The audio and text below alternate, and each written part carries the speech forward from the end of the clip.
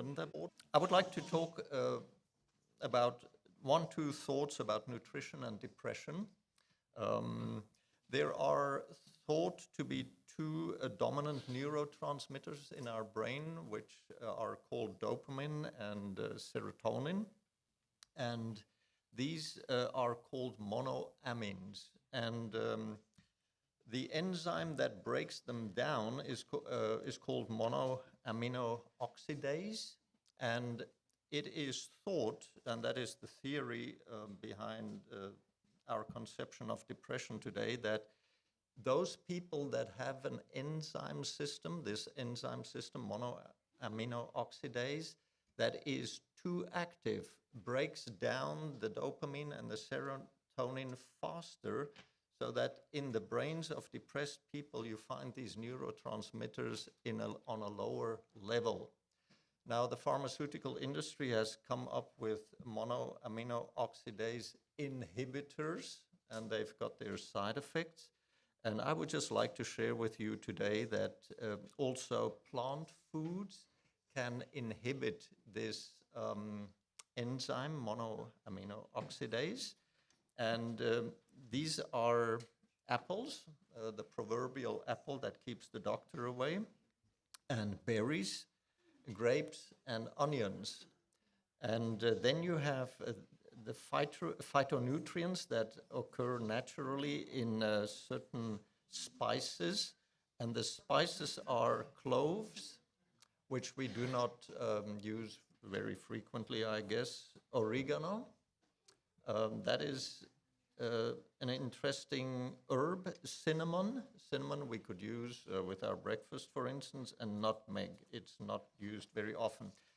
There are many substances that people abuse to stay high, and the names of these drugs. I once heard in a presentation that people took, and I do not know how they did it, but they had oregano infused to them.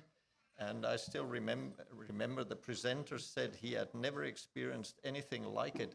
For 2 or 3 days, he was just flying above the clouds without having the stoned side effects of grass or coke or whatever drugs he had ever taken before.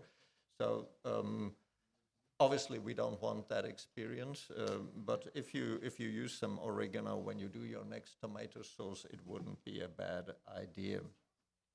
So much, yeah. And then there's a second aspect that I would like to mention.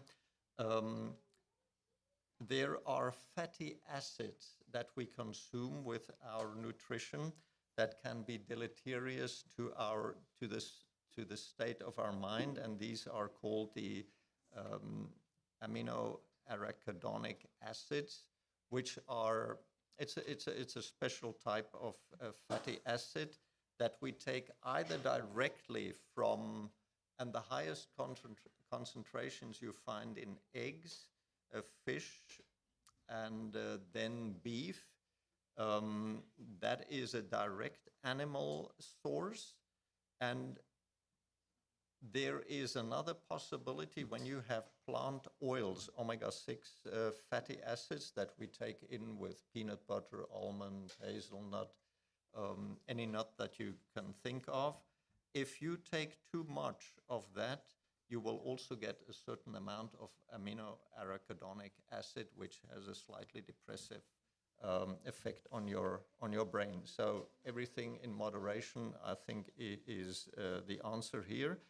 And I just wanted to highlight that also our nutrition obviously influences our state of mind.